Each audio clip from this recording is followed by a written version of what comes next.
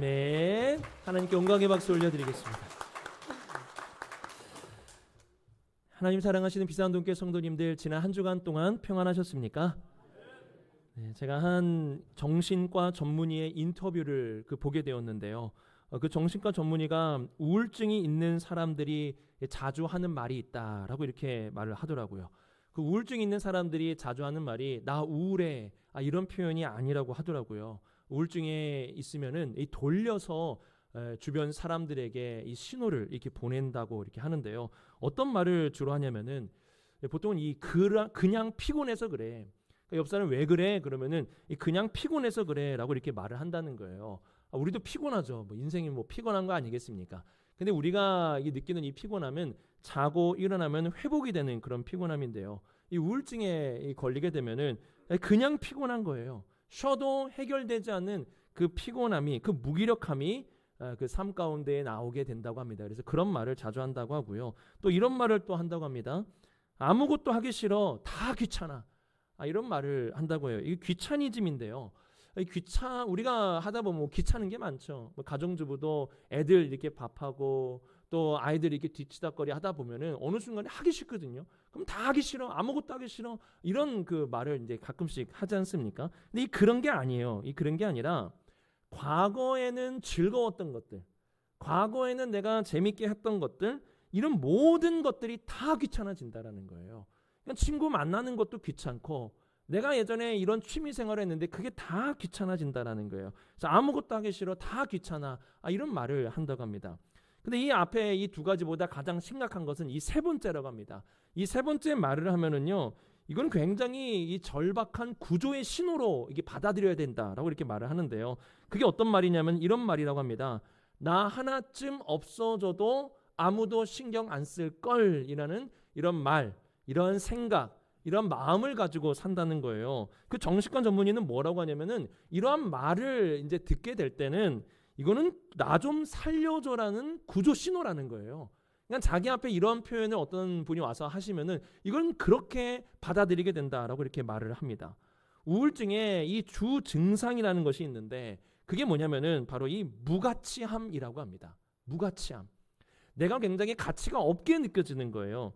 아무도 나 신경 안 쓸 거고 나 하나쯤 없어진다고 무슨 일 있겠어 하면서 내 자신을 무가치하게 느끼는 거예요. 다른 사람과 비교하면서 자기 비하를 이렇게 하기도 하고요. 또 나는 짐이라고 생각하는 거예요. 나는 짐짝이라는 거죠. 저 사람에게 짐밖에 안 되고 나는 이 세상의 짐이고 나 하나는 없어져야 된다라는 마음을 갖게 된다라는 겁니다. 바로 이런 무가치함, 이것이 우울증에 대한 아주 이 주 증상인데요. 오늘 말씀을 보면은 고린도 교회 성도들 안에서도 이러한 말을 하는 성도들이 생겨나게 되었다는 사실을 알려줍니다. 바울은 그런 말 하지 말라, 그런 거 아니라고 이렇게 말을 하는 것으로 보아서는요, 이 말을 고린도 교회 성도들이 했던 것으로 보이는데요. 21절에 보시면은 그들의 입에는 이러한 말이 있었습니다. 쓸데없다, 쓸데없다. 나는 아무짝에도 쓸데없다라는 이런 무가치함, 자기 비하. 나는 교회의 짐이 될 뿐이다. 나는 교회에 있어도 되고 없어도 되는, 아무도 신경 안 쓰는, 나는 그러한 존재다라고 이렇게 나는 쓸데없다라는 말을 하는 그런 성도들이 생기게 되었습니다. 왜 이러한 성도들이 생기게 되었을까요, 여러분?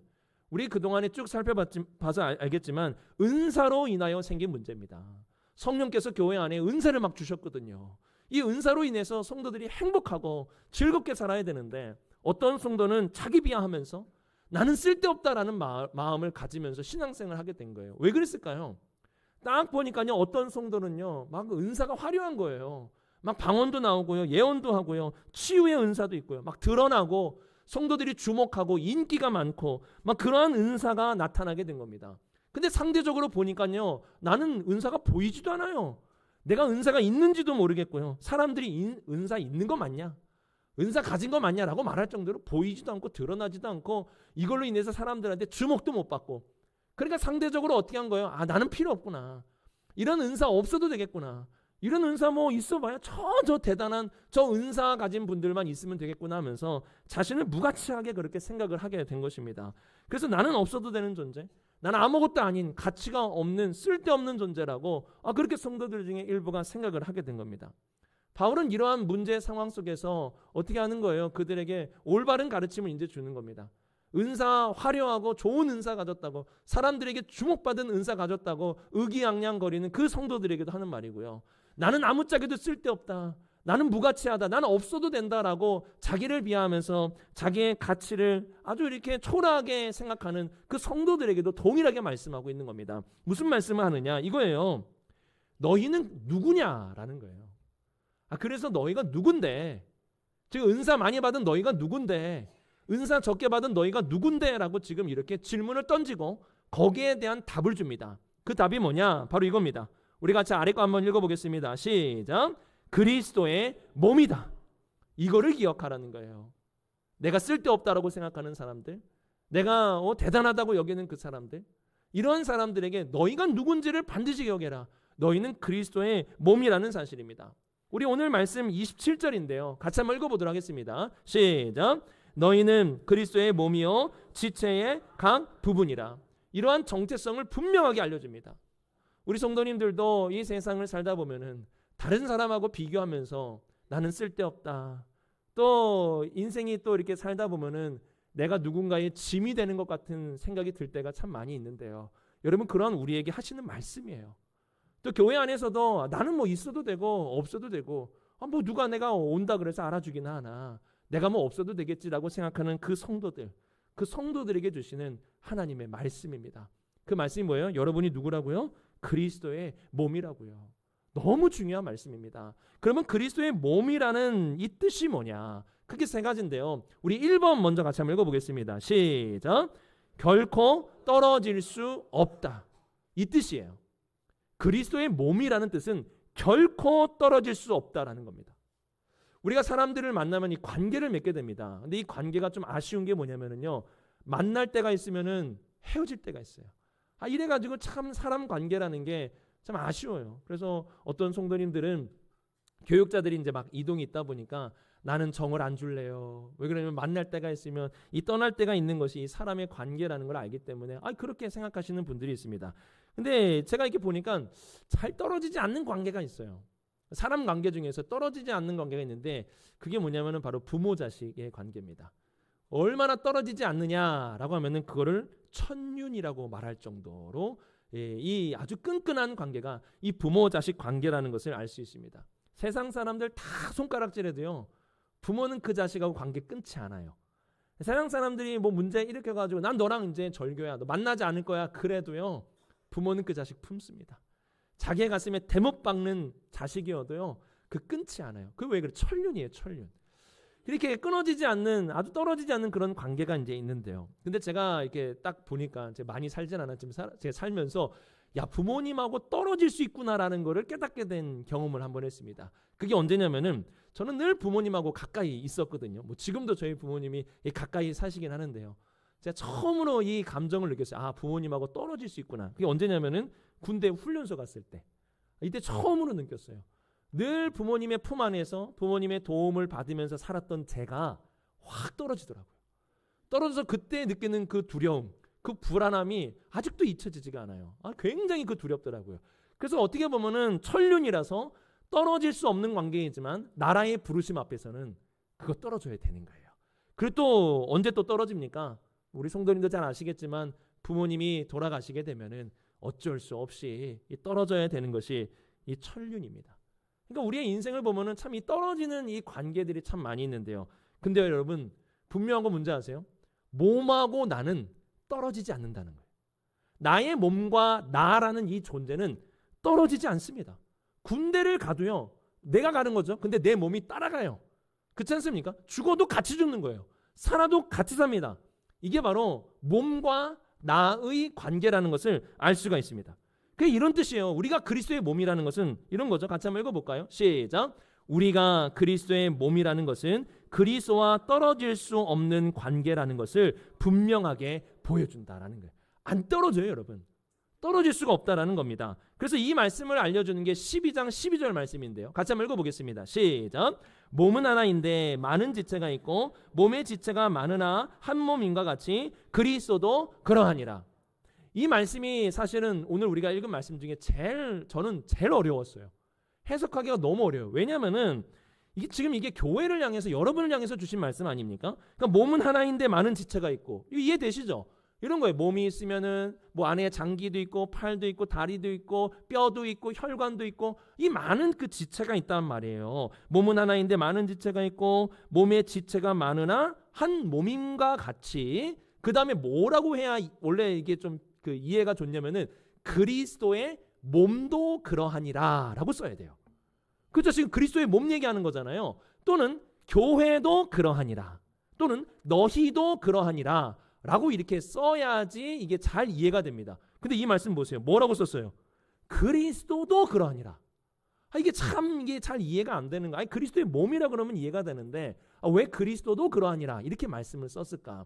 제가 이런저런 책을 보니까요, 한 책에서 이렇게 말하더라고요. 이 말씀을 이해하기 위해서는 바로 바울이 부활한 예수를 만났던 다메섹 사건을 봐야 된다는 거예요. 여러분 다 아시겠지만 바울이 원래는 교회를 박해하는 자였습니다. 교회를 박해하는 자였다가 그 다메섹에 교인들이 많이 있다라는 소문을, 첩보를 듣고 나서 이 사람들 다 잡아 죽이겠다라는 마음으로 다메섹을 향해 간 거 아니겠습니까? 거기서 부활의 주님을 만나요. 그때 주님이 하신 말씀이 이건데요. 우리 같이 한번 읽어볼까요? 시작. 대답하시되 주여 누구시니까? 이르시되 나는 네가 박해하는 예수라. 이게 바울이 굉장히 충격받은 겁니다. 바울은 예수님을 박해한 적이 없어요. 그렇죠? 예수님을 박해한 적이 없는 게 바울인데 바울은 다만 교회를 박해한 거죠. 근데 주님이 뭐라 그래요? 네가 나를 박해했다. 이거를 통해서 바울이 깨달은 충격적인 사실, 교회의 박해는 곧 그리스도를 박해하는 것이구나라는 사실을 깨닫게 되었습니다. 이게 무슨 뜻입니까? 바로 이런 거죠. 성태동의 몸을 박해하는 것은 성태동을 박해하는 것과 같이 그리스도의 몸과 그리스도는 떨어지지 않는다는 거예요. 이것부터 선언한 겁니다. 그러니까 그러한 것과 같이 그리스도도 그러하니라. 그러니까 이 말은요, 교회가 예수님이냐 이렇게까지는 말하는 건 아닌데 그만큼 교회와 예수님이 연결되어 있다고요. 그리스도의 몸을 박해하는 게 예수를 박해하는 것처럼 그렇게 그리스도와 그리스도의 몸은 함께 연결이 되어 있다는 사실을 우리에게 알려줍니다. 그래서 바울은 이러한 연결, 교회와 여러분과 예수님이 아주 긴밀하게 연결되어 있고 떨어질 수 없는 그런 관계임을 고백하는데요. 위대한 선언을 합니다. 로마서 8장 마지막에 이렇게 고백하는데요. 같이 한번 읽어보겠습니다. 시작. 높음이나 기쁨이나 다른 어떤 피조물이라도 우리를 우리 주 그리스도 예수 안에 있는 하나님의 사랑에서 끊을 수 없느니라. 이 놀라운 선언을 하는 거예요. 본인이 보니까요, 예수 그리스도 안에 있는 하나님의 사랑에서 누구도 끊을 수 없다. 죽음도, 이 세상의 권세도, 이 모든 것에서 끊을 수 없다. 나는 그리스도와 연합되어 있다. 나는 그리스도의 몸이다 라는 그런 위대한 선언 아니겠습니까? 여러분, 이렇게 우리가 예수님의 몸이다, 그리스도의 몸이라는 사실은 참 굉장히 감동적인 그런 사실입니다.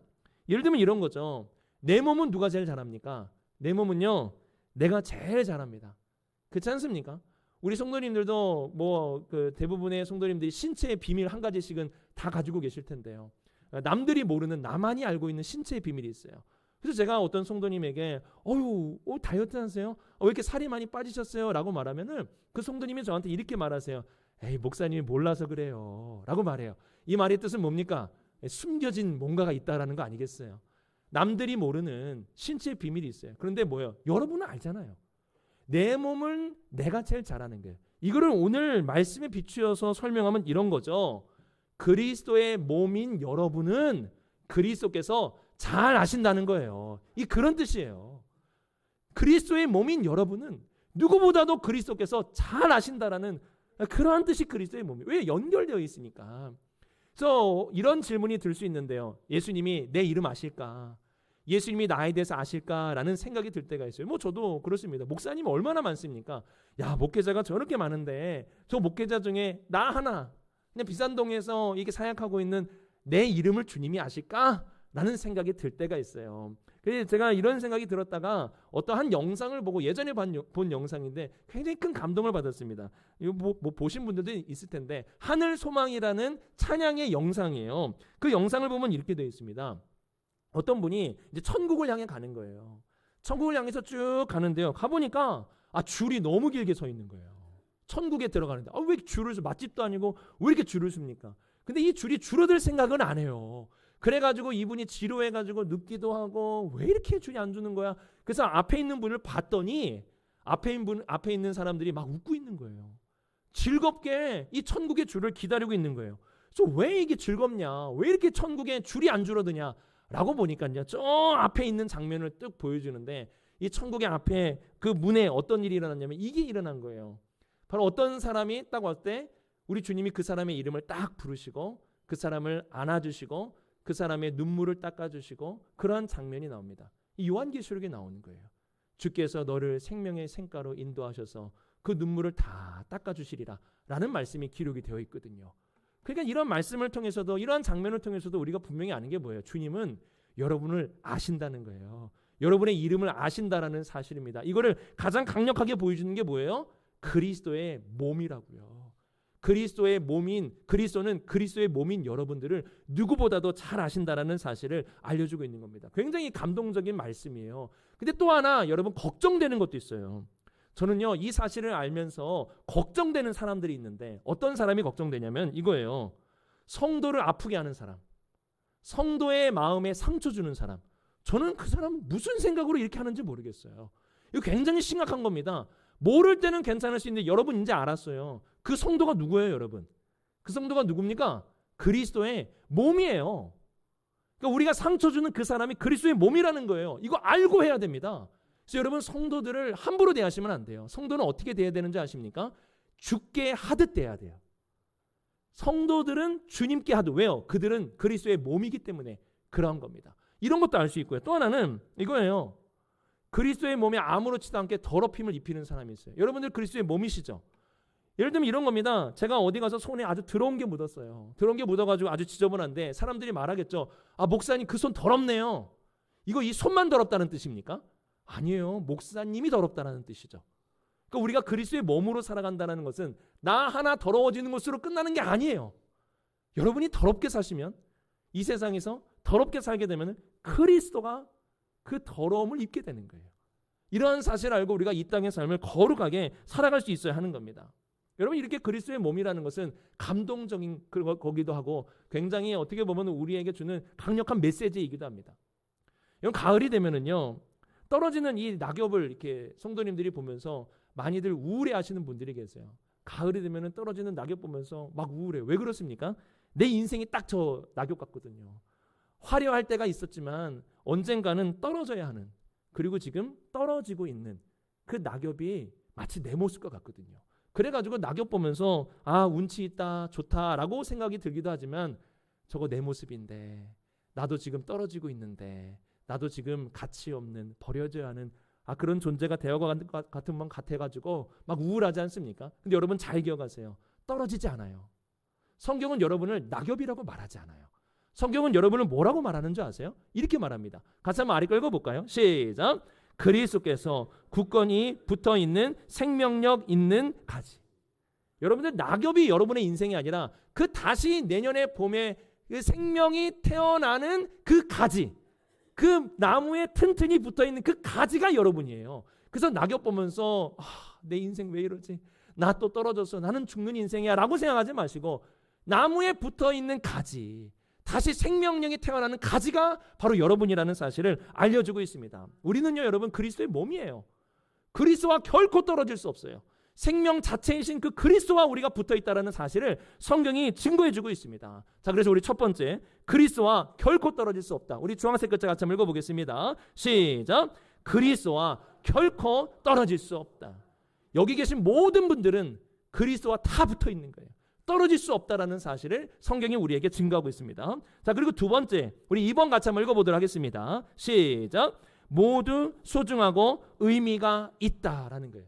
이게 그리스도의 몸의 그 뜻인데요. 오늘 말씀 13절을 같이 한번 읽어보겠습니다. 시작. 우리가 유대인이나 종이나 자유인이나 다 한 성령으로 세례를 받아 한 몸이 되었고 또 다 한 성령을 마시게 하셨느니라. 자, 이 말씀을 보시면 반복되는 단어가 있죠. 다가 있어요. 그 다음에 또 뭐가 반복돼요? 한이 반복돼요.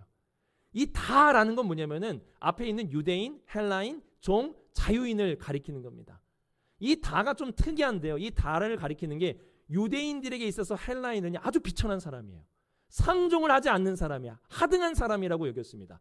또 종에게 있어서 이 자유인은 어떤 사람이요? 대단한 사람이에요. 뛰어난 사람이에요. 그러니까 중요한 사람, 중요하지 않는 사람, 가치가 있는 사람, 가치가 없는 사람을 지금 나열하고 있어요. 이 모든 사람이 다, 그 다음에 뭐라 그래요? 한 성령으로 세례를 받아 다 한 몸이 되었다라는 사실을 말씀하고 있어요. 성령님이 어떠한 일을 하시는지 아십니까? 성령님은 이 모든 다양한 사람들을 모아서 세례를 통해 그리스도와 연합시켜요. 그리스도의 몸에 들어가게 하시는 분이 바로 성령님이라는 사실을 알려주고 있습니다. 즉 이런 거죠. 같이 한번 읽어볼까요? 시작. 중요하고 덜 중요한 사람들, 높고 낮은 다양한 사람들이 한 성령 안에 한 그리스도의 몸이 되었다라는 거예요. 그러니까 여기서는 세상에서 중요한 사람이 있어요. 여기에서는 어떻게 보면 세상에서 보면 중요하지 않은 분이 또 있을 수 있어요. 높은 분이 있을 수 있고 낮은 분이 있을 수 있어요. 그런데 성령님은 이 모든 사람을 다 성령 안에서 한 몸이 되게 하셨다라는 거예요. 자, 이게 굉장히 중요한 뜻인데요. 세상에서는 높고 낮음이 있을 수 있고 가치 있고 가치 없음이 있을 수 있어요. 그런데 몸에 붙어버리는 순간에는 달라져요. 몸에 붙어버리는 순간 그 중요함과 중요하지 않음, 높고 낮음은 사라집니다. 그렇게 되어 있습니다. 오늘 말씀 14절 같이 한번 읽어보겠습니다. 시작. 몸은 한 지체뿐만 아니요 여럿이니. 여기서 여럿이라는 것은 중요하고 안 중요하고 강하고 약하고 뭐 가치가 있고 가치가 없고 이 모든 것을 포괄한 거예요.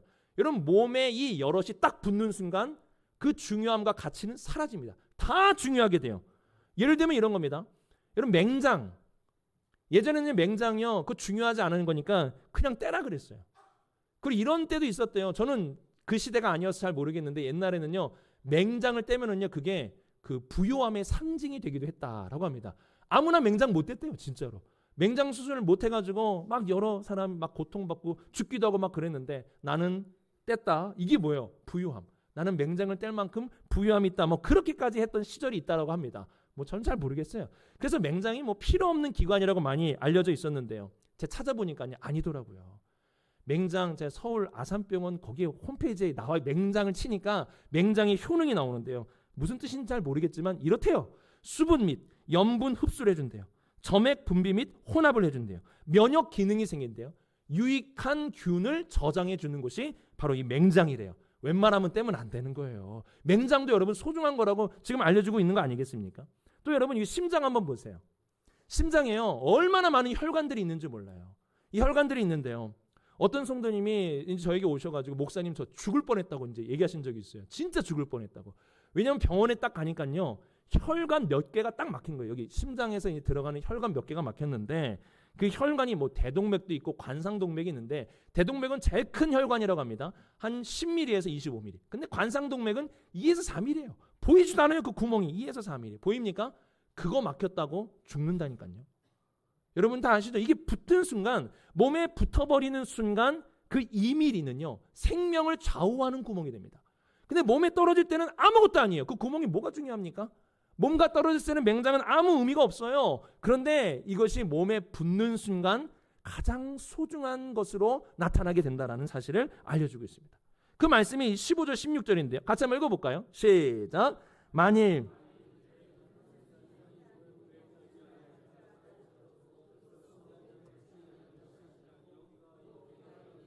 나는 눈이 아니니 몸에 붙지 아니하였다 할지라도 이로써 몸에 붙지 아니한 것이 아니니. 참 보면은요, 우리 몸에는 귀중하게 여긴 받는 게 있어요. 그 예를 들면은 손하고 발 중에서 여러분은 뭐를 귀중하게 여기십니까? 손을 중요하게 여겨요? 발을 중요하게 여겨요? 아니 손을 중요하게 여기시잖아요. 씻는 횟수를 보세요. 손 몇 번 씻으세요 하루에? 한 3-4번 이상 막 씻지 않습니까? 발 몇 번 씻으세요? 발. 제가 볼 때는 뭐 한 번 또는 많이 씻는 분은 한 3번, 3번 씻는 분은 결벽증 환자처럼 느껴지죠. 어떻게 발을 3번을 씻습니까 하루에? 뭐 이렇게 돼요. 발 잘 안 씻어줘요. 그리고 또 어떻게 할 수 있어요? 여러분 여성분들 네일 아트 하시잖아요. 네일 아트 이렇게 하시는데 보면 다 손에 하세요. 발에 하는 경우는 여름에 한철 샌들 신을 때 그때 잠깐 그 발에 그 네일 아트 좀 하시고 대부분은 다 손에 하세요. 그렇지 않습니까? 손이 아주 귀중한 거예요. 그러니까 어때요? 손이 귀중하니까 발이 막 열받아가지고 나는 못 해먹겠다고 막 떨어지면 되겠습니까? 여러분 이 발이라는 게요, 뭐 아시겠지만 그 신발 속에 들어가 있어가지고 그 냄새도 그 많이 납니다.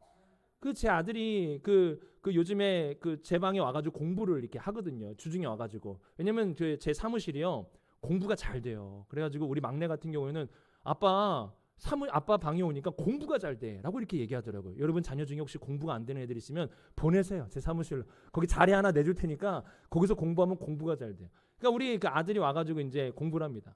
근데 그날은 체육을 열심히 했던 것 같아요. 체육을 열심히 해서 딱 들어와가지고 제 방에 딱 왔는데 꾸렁내가 얼마나 그 냄새가 심각한지 제가 다 놀랐어요. 보니까 신발이 얼마나 더러운지. 여러분 그 더러운 신발 발이니까 들어가는 거예요. 발이니까 그래도 얘가 마음이 넓어가지고 그 더러운 곳에 넣어주는 거예요. 여러분 손 보고 그 신발에 손 넣으라고 해보세요. 여러분 들어가겠어요? 그 손이? 손 안 들어가요. 그렇다고 해서 발이 나 차별하고 나 못 살게 굴고 그래가지고 난 떼버려.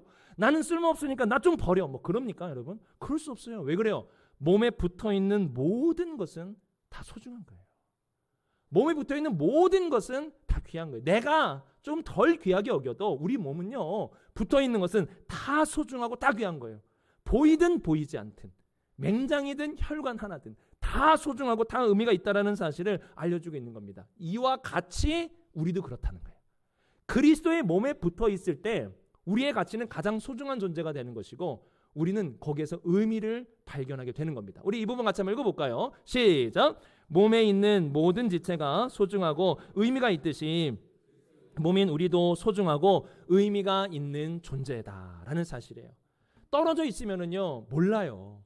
이게 소중한지 얼마나 의미가 있는지 모르는데 붙어 있으면 달라진다 이거예요. 우리는 뭡니까? 그리스도의 몸의 지체라니까요. 그리스도의 몸에 붙어 있으면요 우리의 소중함과 우리의 삶의 의미가 분명하게 나타나고 우리가 얼마나 중요한 존재인지 알 수 있게 되는 겁니다. 안타까운 거는요 우리가 살아가는 세상을 보면은요 가치를 어디에 두냐? 그 사람의 가치, 그 사람이 얼마나 중요하냐는 걸 어디에 두느냐? 제 볼 때는요 숫자에 두는 것 같아요. 얼마나 숫자가 많냐? 그 사람이 얼마나 많이 버냐? 공이 그 사람이 얼마나 많이 그 공이 붙느냐? 이것이 그 사람의 가치를 가르는 그런 기준인 것 같습니다. 여러분 정말 숫자가 나의 가치를 증명하는 그런 기준이 될 수 있습니까? 정말 그렇습니까, 여러분? 아닙니다. 제가 살아보니까요, 제가 인생을 많이 살진 않았지만 제가 살아보니까 그 숫자 몇 개가 그 사람의 가치를 정하지 않더라고요. 진짜 가치는 여러분 어디서 나오는지 아세요? 관계에서 나오는 겁니다. 관계. 그 사람의 가치는 관계가 입증해 주는 거예요. 예를 들면은 여러분의 자녀가 학교에서 시험을 보고 왔는데요. 공이 막 이상해요. 숫자가 막 안 좋아요. 그럼 여러분 막 그 자녀가 이러는 거 와가지고 엄마, 아빠, 나는 살 자격이 없어. 내가 어떻게 이런 점수를 받아와가지고 나는 가치가 없어. 나는 죽어 마땅해. 나는 이런 점수를 받고 내가 살아야 될 존재인지 모르겠어 라고 하면 여러분 뭐라고 하시겠어요? 자녀에게. 그걸 이제야 깨달았냐. 아빠가 예전부터 그 사실을 너에게 알려주고 싶었다. 여러분 그러실 거예요? 아니란 말이에요. 그 숫자가 그 아이의 가치를 여러분 가늠하는 겁니까? 아니잖아요. 나와의 관계예요. 그 애는 나에게 있어서 소중한 존재예요. 누구와도 바꿀 수 없는 그런 존재 아닙니까? 숫자가 이 아이의 가치를 가늠하는 게 아니라 나와의 이 관계가 그 아이의 가치를 얘기하는 거예요. 여기 계시는 분들 다 소중한 분들이죠. 왜 그렇게 얘기합니까? 여러분 누군가의 소중한 딸 아니세요? 누군가의 소중한 아들 아니십니까? 여러분 소중한 딸이고 소중한 아들로 크셨잖아요. 그 관계가 여러분의 가치를 얘기하는 거라고요. 마찬가지로 우리의 가치는요 숫자로 알아가는 게 아닙니다. 바로 몸과의 관계가 그 지체의 가치를 알려주는 거예요. 예수 그리스도와 여러분이 붙어있는 그 관계가 우리의 가치를 알려주는 것입니다. 또 하나 여러분의 삶의 의미가 뭡니까? 왜 사세요? 어떤 분은 숫자 때문에 산다고 말하지 않아요. 돈 벌려고 사는 거예요. 그 돈에 뒤에 있는 공 몇 개 더 늘리겠다고 그것이 우리의 인생의 가치처럼 얘기하는데요. 정말 그래요 여러분? 우리 그 돈이 그 숫자가 우리의 인생의 중요한 의미입니까? 아니잖아요. 돈 왜 벌어요? 여러분 돈 왜 법니까? 저도 이제 사례비 받지 않습니까? 제가 왜 열심히 이렇게 해가지고 사례비 제가 왜 받습니까? 관계 때문에 받는 거 아니에요? 우리 자식들 입에 들어가는 거 그거 보면서 더 열심히 일해야지. 여러분 그런 마음 들지 않습니까? 관계예요 관계. 성경도요 돈을 버는 이유에 대해서 명확하게 얘기합니다. 돈은 왜 주어지는 거냐? 나눔을 위해서 주어지는 거예요. 나누라고 관계 속에서 나누라고 돈을 주어지는 것이지 그 돈 자체가 의미가 아니라는 거예요. 우리의 진정한 삶의 의미가 무엇입니까? 이 또한 관계 속에서 나타나게 되는 겁니다. 우리 아래 것도 같이 한번 읽어볼까요? 시작. 몸과의 관계 속에서 의미가 찾아진다 라는 사실이에요. 이 몸의 관계를 통해서 내 삶의 진정한 의미를 알 수 있게 된다는 사실을 알려주고 있습니다. 우리의 가치, 내가 정말 소중한 사람인가? 나는 어떠한 삶의 의미가 있는가? 이거는요, 관계입니다. 관계. 즉 우리는 그리스도와의 관계를 통해서 내 삶의 의미와 내 삶의 가치를 깨달을 수 있게 된다는 사실입니다. 우리 같이 한번 읽어볼까요? 시작. 나의 가치와 나의 삶의 의미는 그리스도와의 관계 속에서 알 수 있다라는 사실이에요. 한번 잘 생각해 보세요. 그리스도와 붙어있는 여러분의 가치를 한번 생각해 보세요. 예수님이 여러분들을 위해서 무엇을 하셨습니까? 예수님이 여러분들을 위해서 어떠한 일을 행하셨습니까? 내 삶의 의미가 어떠한 의미가 있을까요? 이러한 나를 위해서 오신 예수께서 나의 삶에 어떠한 의미를 부여주셨는지, 우리가 예수님과의 이 관계를 통해서 내 가치, 내 삶의 의미가 진정으로 발견될 수 있게 되는 것입니다. 자, 같이 한번 읽어보겠습니다. 시작. 예수님은 우리를 자신의 몸이라고 하시며 모두가 소중하고 모두가 의미 있는 존재라 말씀하신다라는 거예요. 저는 우리 성도님들이 이 세상의 사람들하고 비교하면서 나는 아무짝에도 쓸모없는 존재다, 나는 짐짝과 같은 사람이다 라고 그렇게 생각하지 않기를 바랍니다. 고린도 교회 성도들이 그렇게 생각한 거 아니에요? 다른 성도의 은사를 보고 나의 은사를 보니까 너무 하등하거든요. 그러니까 나는 쓸데없는 존재라고 여기는데, 여기에 대해서 바울이 뭐라 그러는 거예요? 그게 아니라 그리스도의 몸의 관점으로 한 번 더 다시 한번 생각해 보라는 거예요. 그럼 우리가 얼마나 소중한 존재인지, 우리가 얼마나 의미가 있는 존재인지를 알 수 있게 되는 겁니다. 우리 성도님들, 내 가치, 내 삶의 의미는 관계, 그리스도의 몸이라는 그 관계 속에서 그것이 분명하게 나타나게 됩니다. 사람과 비교하지 마시고 그리스도의 몸의 관점에서 여러분 자신을 돌아볼 수 있기를 바랍니다. 우리 주황색 글자 같이 한번 읽어보겠습니다. 시작. 그리스도와의 관계에서 우리 모두는 소중하고 모두 의미가 있다라는 거예요. 그리고 마지막이 세 번째인데요. 우리 3번 같이 한번 읽어보겠습니다. 시작. 서로가 서로에게 필요하다라는 거예요. 그리스도의 몸이라는 것은 여러분 서로가 서로에게 필요한 존재라는 것을 알려줍니다. 우리 17절 말씀을 같이 한번 읽어보겠습니다. 시작. 만일 온몸이 눈이면 듣는 곳은 어디며 냄새 맡는 곳은 어디냐. 한번 생각해 보세요. 귀가 막 생각할 때, 야, 나는 하등해, 나는 떨어져야지. 그 눈이 생각하니까 눈이 최고인 거예요. 그러니까 온몸이 다 눈으로 되어 있다고 한번 생각해 보세요. 여기도 눈, 여기도 눈, 여기도 눈, 여기도 눈, 막 여기도 눈, 여기도 눈 다 있다고 한번 생각해 보세요. 그런 걸 뭐라 그래요, 여러분? 괴물이라고 말하지 않습니까? 하나의 지체로만 가능한 것은 그거를 우리는 괴물이라고 말합니다. 이거는 온전한 게 아니에요. 하나님은 그렇게 교회를 짓지 아니하시고 여러분을 짓지 아니하셨어요. 하나님 어떻게 지으셨습니까? 우리 18절 같이 한번 읽어볼까요? 18절 시작. 그러나 이제 하나님이 그 원하시는 대로 지체를 각각 몸에 두셨으니 라고 말씀하고 있는 거예요. 하나님이 원하시는 대로 다양하게 지체를 그 몸에 두셨다라는 거예요. 한번 잘 보세요. 우리 몸. 어떤 지체는요 굉장히 드러나요. 드러나고 중요하게 보입니다. 뭐 얼굴 같은 경우에도 뭐 그렇지 않겠습니까? 중요하잖아요. 그러니까 얼마나 이 얼굴 이렇게 찍어 바르고 그리고 이렇게 얼굴도 예쁘게 하고 이제 그러지 않습니까? 근데 보이지 않는 게 있어요. 뭡니까? 심장. 보이지 않는 혈관들. 뭐 그런 게 있어요. 어떤 건 강해요. 팔처럼. 이렇게 굉장히 힘이 세요. 근데 어떤 거는요 눈처럼 약해요. 먼지 하나 들어가면 너무 아파가지고 눈물 날 만큼 약해요. 근데 하나님 어떻게 하셨다고요?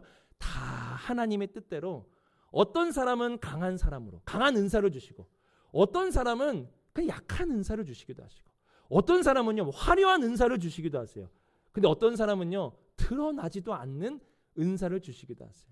그게 하나님의 뜻 안에서 각자에게 주셨다라는 거예요. 우리 이렇게 얘기할 수 있죠. 아니 나는 좋은 거 주시지, 나는 드러나는 거 주시지, 나는 좀 강력한 거 주시지, 왜 이런 거 주셨습니까? 라고 한다면 이렇게 말씀합니다. 22절 같이 한번 읽어볼까요? 시작. 그뿐 아니라 더 약하게 보이는 몸의 지체가 도리어 요긴하고.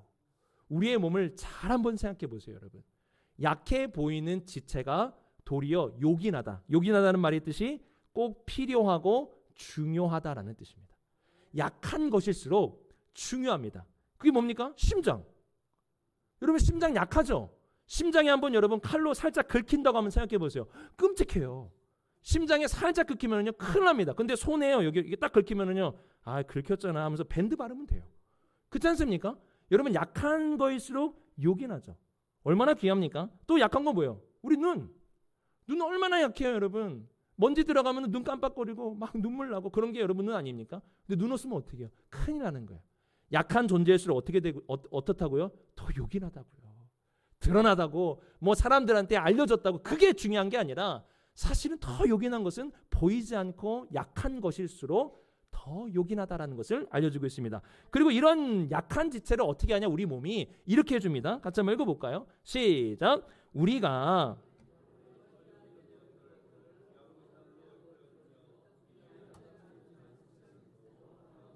얻느니라. 그런즉 여러분 우리 몸은요 알고 있어요. 약한 것이 요긴하다는 것을. 그래서 어떻게 하는지 아십니까? 약한 것을 그대로 두지 않아요. 그러니까 바울이 이렇게 얘기하는 거예요. 우리 몸을 좀 봐라. 약한 지체를 어떻게 대하는지 우리 몸을 좀 보라는 거예요. 한번 보세요. 여러분 심장 약하죠. 그래서 우리 몸이 어떻게 합니까? 심장을 보호하려고 뭐가 존재하는 거예요? 갈비뼈가 존재하는 거 아니에요? 그 심장 보호하려고 갈비뼈 있는 거 아니겠습니까? 또 여러분 눈이 얼마나 약해요? 이 눈을 보호하기 위해서 뭐가 존재합니까? 이 눈꺼풀이 있는 거 아니에요? 얼마나 감사한지 몰라요. 얘가 먼지 들어가면 깜빡깜빡해져요. 그래서 눈물도 흘리게 해주고. 저는 이 눈꺼풀한테 진짜 감사한 거는요, 잠잘 때 이거 닫아주는 거, 눈 닫아주는 거 얼마나 고마운지 몰라요. 이거 한번 생각해 보세요. 잠잘 때 눈꺼풀 없으면 눈 뜨고 자야 돼요. 그러면 얼마나 그 잘 때마다 눈물 나죠. 근데 이 눈꺼풀이요, 눈을 보호하겠다고 눈 좀 쉬라고 잠잘 때 눈을 딱 이렇게 내려주는 거예요. 얼마나 오늘 잠잘 때 눈꺼풀한테 고맙다야 이렇게 여러분 꼭 인사하시기 바랍니다. 얼마나 고맙습니까, 여러분? 여러분 이 약하고 그리고 이런 그 어떻게 보면 보이지 않는 것들을 우리 몸은요 지킨다고요. 왜냐하면 더 요긴하고 소중한 것이기 때문에 지키는 거 이런 거를 아름답다라고 이렇게 말하는 거 아니겠습니까? 그러니까 여러분 생각해 보세요. 약한 지체일수록 더 중요하고 소중할 수 있는 거예요. 교회 안에서. 그러니까 은사가 저처럼 화려하게 드러나고 많은 사람들에게 알려진 은사가 중요한 게 아니라 사실은 보이지 않게 나타나는 그 은사가 교회를 살게 하는 은사가 될 수 있다라는 사실입니다. 여러분 저와 같이 이렇게 드러나는 사람들은요 막 중요한 것 같죠. 목사님 없으면 막 큰일 날 것 같죠. 제가 지난 휴가 때요 제가 처음으로 진짜 아무것도 안 하고 우리 가족들하고 놀기만 했거든요. 그러니까 푹 쉬라고 막 그래가지고 진짜 주일 예배도 박정수 목사님이 설교해 주셔가지고 제가 주일 준비도 안 했어요. 새벽도 안 했죠. 그냥 계속 쉬었습니다. 그렇게 한 주간을 이렇게 지내는데 불안한 거예요, 마음에. 야, 내가 없으면은 교회가 큰일 날 텐데. 내가 없으면은 교회에 문제가 생길 텐데 이 불안한 마음이 막 있는 거예요. 그래도 쉬어야 된다는 것을 사명을 알고 푹 쉬고 그러고 왔습니다. 그리고 나서 이제 아침에 우리 장로님들하고 경건회를 딱 하는데요. 우리 장로님 중에 한 분이 저한테 이렇게 인사를 해주셨어요. 너무 감사했어요. 이렇게 인사하면 제가 감동받았을 텐데 사실은 목사님 없어서 얼마나 교회가 힘들었는지 몰라요. 목사님이 있어야 됩니다. 목사님 없으니까 큰일 납니다. 이렇게 인사하면 좋은데 이렇게 인사하셨어요. 목사님 아무 일도 없었습니다. 이렇게 인사해 주셨어요. 감사하죠 진짜. 여러분 대단한 것 같죠? 없으면 큰일 날 것 같죠? 아무 일도 일어나지 않아요. 그리고 제가 혹시나 어떤 일이 있어가지고 뭐 사임을 한다 뭐 그러면은요 여러분 막 큰일 날 것 같죠? 목사님 없으면 큰일 날 것 같죠? 아니요. 더 좋은 분 옵니다. 더 좋은 분 오면 어떻게 되는 거예요? 이제 금방 전 잊혀지는 거예요. 저보다 더 설교 잘하는 분, 저보다 더 인품 좋은 분들 그 많이 있지 않겠습니까? 그럼 금방 잊혀지는 거예요. 목회자라는 게 그런 거예요, 여러분. 대단하고 중요한 것 같지만 사실 진짜 우리 비산동교에서 중요한 분들이 누군지 아세요? 새벽마다 교회 와가지고 성도들 위해서 기도하시는 분들. 진짜 여러분 그런 분들 귀하게 여기셔야 돼요. 아무도 보이지 않는 곳에서 교회와 여러분들을 위해서 섬기고 봉사하는 분들. 또 여러분 보세요. 예배당 깨끗하죠. 보이지 않는 곳에서 수고하고 헌신하는 이런 분들이 교회를 살리는 거예요. 저는 눈이죠. 어떻게 보면 저는 뭐 이렇게 팔과 같은 존재예요. 근데 우리 비산동교회에 보이지 않는 심장과 같은 분들이 계시는 거예요. 얼마나 귀합니까? 그래서 바울이 그렇게 얘기하는 게 뭐예요? 약한 지체일수록 더 중요하고 소중할 수 있다. 별로 드러나지 않는 그 은사와 그 섬김을 귀하게 여기라 라고 지금 이렇게 말씀하고 있는 거예요. 왜 귀합니까? 모든 은사는 여러분의 존재는 서로가 서로를 위해 있는 것이기 때문에 그렇습니다. 팔이 몸을 위해 있듯이 심장이 몸을 위해 있듯이 혈관이 몸을 위해 있듯이 중요하든 중요하지 않든 드러나든 드러나지 않든 강하든 약하든 모든 지체는 서로를 위해 존재하는 것입니다. 그래서 우리 이 부분 같이 한번 쭉 읽어보겠습니다. 시작. 모든 지체는 서로를 위해 존재한다. 약한 지체도 서로에게 더욱 유익하다라는 거예요. 우리 이렇게 봐야 돼요, 서로를. 그래서 여러분에게 있어서 정말 소중한 존재가 누구예요? 멀리서 찾지 마세요. 여러분을 살게 하고 믿음으로 살게 하고 오늘도 예수 그리스도 안에 나올 수 있도록 한 소중한 사람이 누구예요? 바로 옆에 있는 분이에요. 나에게 꼭 필요한 사람은 옆에 있는 분이에요. 정말 보이지 않게 여러분을 위해서 기도하는 누군가예요. 지금 아무 그 빚도 없이 뭐 인사했을 때 새 가족이세요라고 인사했는데 저 우리 비산도교회 나온 지 10년 됐는데요. 그분이 귀한 거예요. 어떻게 보면 좀 근데 좀 드러나세요. 그런 분들 좀 교회에서 활동하시면 좋을 것 같은데 그런 분들도 귀한 거예요. 약할수록 보이지 않을수록 요긴한 존재. 바로 옆에 있는 분이 여러분에게 있어서 정말 소중한 사람이라는 것을 잊으시면 안 됩니다. 보이지 않는 곳에서 섬기는 분들에 대해서 감사하십시오. 지금도 여러분들을 위해서 기도하시는 새벽마다 일어나서 비산동교회에서 기도하는 오늘 이 아침에 일찍 나와가지고 8시에 모여가지고 여러분들을 위해 기도했던 우리 장로님들, 여러분 보이지 않는 곳에서 섬기고 수고하는 분들에 대한 감사가 여러분 우리 안에 있어야 되는 것입니다. 왜요? 서로가 서로에게 가장 필요한 것이기 때문에 크든 작든 드러나든 드러나지 않든 이 모든 것은 우리에게 가장 유익한 것들입니다. 자, 우리 마지막 부분 같이 한번 읽어보겠습니다. 시작. 나에게 필요한 존재, 약할수록 더욱 요긴한 존재. 이렇게 우리에게 그리스도의 몸으로 살라고 말씀합니다. 여러분 우리가 그리스도의 몸으로 살면 어떠한 그 결과가 일어나게 될까요? 우리 오늘 말씀 그 뒷부분인데 같이 한번 읽어볼까요? 시작. 우리의 아름다운 지체는 없느니라.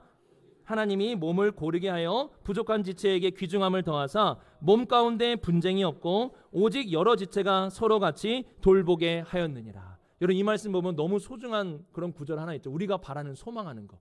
분쟁이 없고. 여러분 우리가 그리스도의 몸으로 살면요. 분쟁이 줄어들어요. 그리고 우리 모두가 다 그리스도의 몸으로 살면 분쟁이 없게 됩니다. 왜 그렇습니까? 이 분쟁이 없는 삶을 위해서는 필요한 게 있어요. 2가지인데 그리스도와의 연합이에요. 그리고 또 하나는 서로가 서로를 돌봐줘야 돼요. 이 2가지가 반드시 있어야 됩니다. 그리스도의 연합이 얼마나 중요한지 아십니까? 한번 보세요, 여러분. 이게 이렇게 보면은 이게 우리라고 보세요. 이게 다 우리인데요. 우리끼리 친해지잖아요. 그러면은 여러분이 한 사람 옆에 가면은 다른 사람하고는 멀어지게 돼 있어요. 이게 우리입니다. 그래서 사람이 서로 친해지는 것은 쉽지 않아요. 근데 친해지는 방법이 있어요. 모두가 다 분쟁이 없는 방법. 여기 가운데 십자가가 있죠. 여기로 다 오시면 되는 거예요. 그리스도와 가까워지면 모든 성도들과 분쟁이 없이 살 수 있습니다. 이게 그 비결이에요.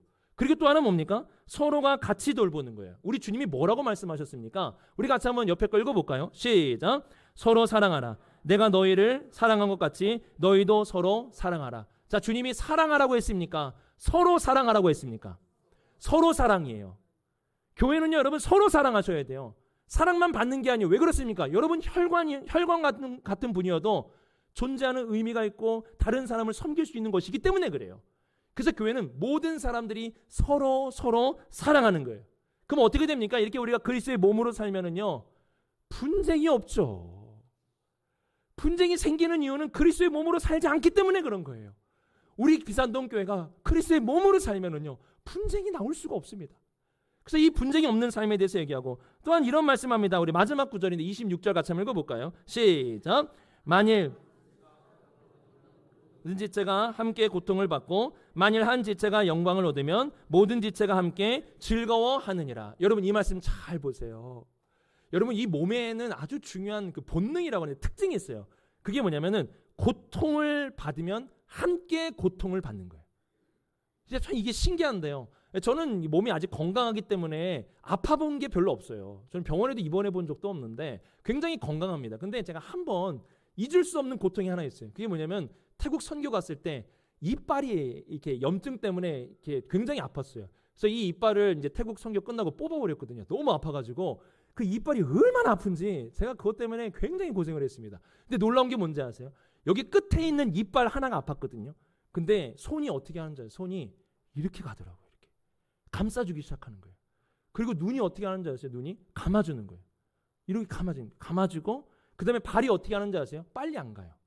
발이 천천히 가주는 거예요. 왜 그렇습니까? 이 고통을 함께 분배하는 거예요. 여기 이빨 아프다고 해가지고 손이 야 너는 왜 그 조금 해가지고 그렇게 아프냐 막 그럽니까? 막 눈이 막 부릅뜨고 다니면서 막 그럽니까? 발이 막 뛰어다녀요? 그렇지 않는단 말이에요. 우리 몸은 본능적으로 이 고통받는 자가 있으면은 함께 그 고통을 짊어지고 그 고통을 줄인다라는 거예요. 이게 그리스도의 몸입니다. 아파하는 성도가 있으면 그 성도를 위해 기도하는 거예요. 그러면서 어떻게 되는 겁니까? 고통이 줄어드는 거예요. 참 몸은 신기해요. 그래서 몸은 이렇게 됩니다. 고통은 절반이 되고 기쁨은 몇 배가 된다고요? 2배가 돼요. 이게 그리스도의 몸이에요. 이러한 관점으로 생각해 보면은요, 그리스도의 몸으로 살면은 이렇게 돼요. 분쟁이 없는 평화가 주어지고, 그 다음에 고통이 아닌 기쁨이 주어지게 됩니다. 여러분, 이거를 뭐라고 말하는지 아세요? 이런 상태를 이렇게 말합니다. 우리 아래 거 같이 한번 읽어볼까요? 시작. 주님이 다스리시는 천국의 모습. 천국이 뭐 다릅니까? 천국이 주님이 다스리시는 나라인데요. 그 나라가 되면 어떻게 돼요? 분쟁이 없고 평화가 일어나는 거예요. 그 나라가 되면 고통 중에도 기뻐할 수 있게 됩니다. 어떻게 하면 돼요? 우리가 그리스도의 몸으로 살면 되는 거예요. 이게 주님의 뜻이에요. 우리가 오늘 하루도 내가 그리스도의 몸이구나, 내 그리스도와 연합되어 있고, 내가 소중하고 내가 의미가 있고, 내가 서로가 서로를 돌보는 존재로 사는구나. 그리스도의 몸으로 사시면 돼요. 우리 모두가 다 그리스도의 몸으로 살면은 분쟁이 없는 평화와 고통이 아닌 기쁨이 우리의 삶에 가득하게 될 것입니다. 그래서 여러분, 이 부분 우리 주황색 글자 같이 한번 읽어보겠습니다. 시작. 우리는 그리스도의 몸이며 각 지체이다. 이 사실을 꼭 기억하세요. 이게 무슨 뜻입니까? 그리스도와 연합되어 있다. 누구도 여러분들을 떨어뜨릴 수 없어요. 그리스도와 연합되어 있다. 그리스도는 여러분들을 너무나 잘 아십니다. 그리고 두 번째는 소중하고 여러분은 의미가 있는 존재예요. 관계 속에서 이거를 발견할 수 있는 겁니다. 여러분 모두 다 소중하세요. 그리스도의 몸의 관점으로 보면 모두가 다 의미가 있는 존재라는 거예요. 세 번째는 뭡니까? 서로가 서로에게 필요한 존재다. 교회는 한 사람도 필요 없는 사람이 존재하지 않습니다. 다 필요해요. 저를 위해서 존재하는 거고, 여러분도 여러분을 위해서 제가 존재하는 거예요. 옆에 있는 그 사람이 여러분에게 있어서 가장 필요한 사람이고 가장 소중한 사람이라는 것을 이 그리스도의 몸이 우리에게 알려주고 있습니다. 저는 우리 비산동교회가 이런 사도 바울의 가르침에 따라서 그리스도의 몸된 교회가 될 수 있기를 주님의 이름으로 축복합니다. 그리스도의 몸이 되셔야 돼요. 그러기 위해서 먼저 아셔야죠. 아, 내가 그리스도의 몸이요 지체구나라는 사실을 아셔야 돼요. 그리고 그렇게 살아가셔야 됩니다. 그리스도와의 연합된 자로 살아가시고, 세상 사람과 비교하면서 나는 짐이야, 여러분 그렇게 생각하지 마시고, 그리스도의 관계 속에서 내가 얼마나 소중한지, 내가 얼마나 의미 있는 존재인지, 그리고 우리 교회 안에서 내가 누군가에게 필요한 존재라는 사실을 기억하면서 그렇게 우리가 살아갈 때에 우리 비산동교회부터가 천국, 분쟁이 없고 또한 기쁨이 넘치는 그런 천국이 될 것이고, 여러분의 삶이, 여러분의 가정이 그리스도의 몸된 여러분들을 통해서 천국으로 바뀌게 될 줄로 믿습니다. 그래서 여러분 모두가 다 이러한 사실을 기억하면서 우리가 그리스도의 몸된 교회로, 우리 비산동교회는 그리스도의 몸된 교회로 살아가는 그런 하나님의 큰 복을 받는 우리 모두가 될 수 있기를 주님의 이름으로 축복합니다. 우리 오늘 말씀을 기억하면서 이 찬양을 같이 들었으면 좋겠는데요, 이 찬양은 오늘 말씀을 토대로 해서 만든 찬양 같아요. 제가 볼 때는 그래요. 이 찬양이 뭐냐면 기대라는 찬양인데요, 주님이 여러분에게 무언가를 기대하고 계세요. 그 뭐 기대할까요, 여러분? 여러분, 하나님이 여러분에게, 저에게 뭘 기대하실까? 여러분 그런 거 궁금하지 않습니까? 뭐 기대하시는지 아세요? 이 찬양에 의하면은요, 그리스도의 몸으로 살아가기를 기대한다, 그 뜻이에요. 한번 볼까요? 주 안에 우리는 하나. 그리스도와의 연관성 얘기하는 거죠. 주 안에 우리는 다양하지만 하나가 된다. 모습은 다르지만 우리는 예수님 한 분만 바라보며 살고 있다. 그래서 우리 어떻게 합니까? 서로에게 필요한 존재로 사랑과 선행으로 서로를 격려하고 따스함으로 서로를 보듬어 가주는 거예요. 그렇게 서로에게 필요한 존재로 살아가는 거 아니겠어요? 주님 우리 안에 함께 하시니 그리스도의 몸이 됐죠? 형제 자매의 기쁨과 슬픔을 함께 느끼면서 그렇게 사는 거예요. 그렇게 우리가 그리스도의 몸으로 살 때 주님이 우리에게 주시는 큰 은혜들이 있고, 그렇게 살 때 내가 얼마나 소중한 존재인지, 내가 얼마나 의미 있는 존재인지를 알게 됩니다. 주님이 여러분에게 원하시는 건 큰 게 아니에요. 이 보세요. 주님 우리를 통해 계획하신 일, 부족한 입술로 찬양하게 하신, 대단한 거 아니에요, 여러분. 내게 주어진 삶 속에서 드러나든 드러나지 않든 주님이 주신 힘이 있다면, 은사가 있다면 그것 가지고 사는 거 아니겠어요? 주님은 그렇게 우리가 그리스도의 몸으로 살아가는 것을 기대하십니다. 오늘 말씀을 기억하면서 주님이 우리를 이렇게 기대하시는구나 라는 마음을 가지고 결단하면서 이 찬양 올려드리겠습니다. 주 안에 우리는 하나, 모습은 달라도. 함께 찬양하겠습니다.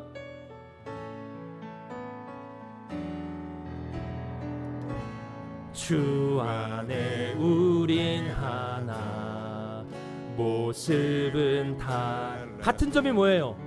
예수님 한 분만 바라네. 이제 어떻게 우리 살아가야 됩니까?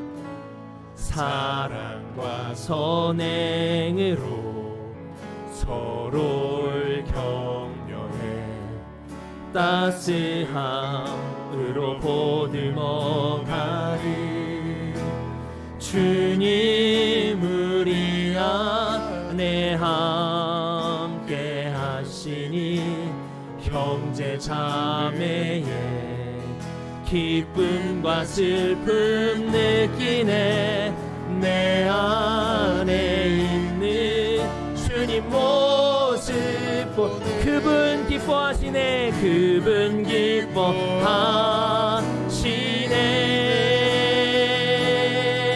기뻐하시네. 여러분에게 무엇을 기대하시는지 함께 찬양하겠습니다. 주님 우리 통해 계획하시니 부족한 입술로 찬양하게 하시니.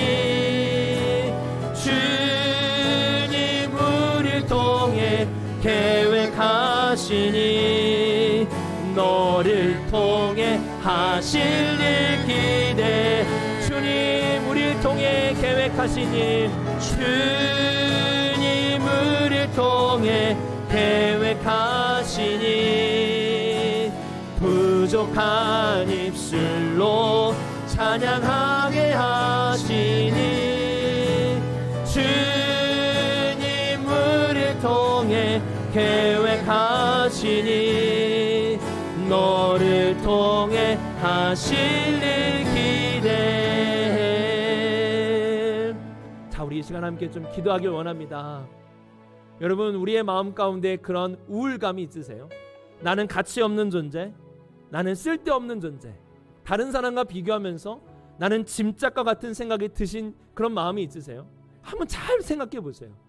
그 주님의 몸이라는 생각으로 여러분을 잘 한번 생각해 보세요. 주님이 우리와 연합되어 있습니다. 얼마나 소중한 존재입니까? 또한 우리는 그리스도의 몸 안에서 모두가 다 소중하고 모두가 다 의미 있는 존재입니다. 우리는 서로에게 가장 필요한 존재로 하나님께서 우리를 교회로 부르셨다는 사실이에요. 우리 이러한 사실을 기억하면서 기도합시다. 우울감에 빠지지 마시고 그리스도의 몸이라는 기대와 희망 속에서 우리가 살아갈 수 있기를 바랍니다. 주님, 우리가 그리스도의 몸으로 살아가기를 원하십니다. 그래서 오늘 말씀 기억하면서 주님, 제가 그리스도의 몸으로 살게 하여 주시옵소서. 그렇게 결단하면서 함께 기도하겠습니다. 우리 주여 한번 부르시고 함께 기도하겠습니다. 주여. 하나님 아버지, 우리 모든 성도들 하나님께서 놀라운 계획 속에서 이렇게 교회 안으로 불러주셨습니다. 성령 안에서 우리가 예수 그리스도와 연합되었고 예수 그리스도와 떨어질 수 없는 존재로 우리가 살고 있습니다. 하나님, 우리가 예수 그리스도 안에서 서로가 얼마나 소중한 존재인지를 알게 하여 주시옵소서. 그리스도의 몸된 지체로서 얼마나 귀중한 존재인지를 잊지 않게 하여 주옵소서. 우리가 얼마나 의미 있는 존재인지를 알게 하여 주옵소서. 여기 있는 모든 성도들이 소중하고 여기 있는 모든 성도들이 의미 있는 존재임을 잊지 않고 살아가는 우리 모두가 되게 하여 주옵소서. 하나님, 또한 우리가 서로가 서로에게 가장 필요한 존재임을 기억하며 살게 하여 주옵소서. 크든지 작든지 보이든지 보이지 않든지 우리 모두가 다 얼마나 소중한 존재인지 서로가 서로에게 필요한 존재임을 기억하면서 그렇게 살아가는 우리 모두가 될 수 있도록 역사하여 주시옵소서. 주님이 이루실 일을 기대합니다. 하나님 역사하심을 기대합니다. 사랑이 많으신 하나님 아버지, 떨어지는 낙엽을 보면서 내 인생이 저 낙엽과 같다고 생각할 때가 있었습니다. 그런데 오늘 말씀을 듣고 보니 떨어질 수 없는 존재가 우리임을 다시 보게 됩니다. 예수 그리스도 안에 우리는 결코 떨어질 수 없다는 사실을 기억하며 주님이 나를 이렇게 기억하시고 이렇게 사랑하심을 잊지 않고 살아가는 우리 모두가 되게 하여 주시옵소서. 또한 하나님, 간구하는 것은 나의 존재 가치와 나의 삶의 의미를 숫자로 판단하지 않게 하시고 관계로 판단하게 하여 주시옵소서. 오늘 우리 성도들의 영적인 눈을 열게 하여 주셔서 우리가 그리스도의 몸에 붙어있는 가장 소중한 존재고 가장 의미 있는 존재임을 잊지 않고 살아가는 우리 모두가 되게 하여 주시옵소서. 또한 우리가 서로가 서로에게 얼마나 필요한 존재인지 드러나든 드러나지 않든 보이든 보이지 않든 크든 작든 간에 나에게 가장 소중한 존재임을 잊지 않고 서로가 서로에게 감사함을 느끼고 소중함을 느끼며 살아가는 그런 그리스도의 몸된 교회가 되게 하여 주시옵소서. 이 모든 말씀 하나님의 아들 우리 주 예수 그리스도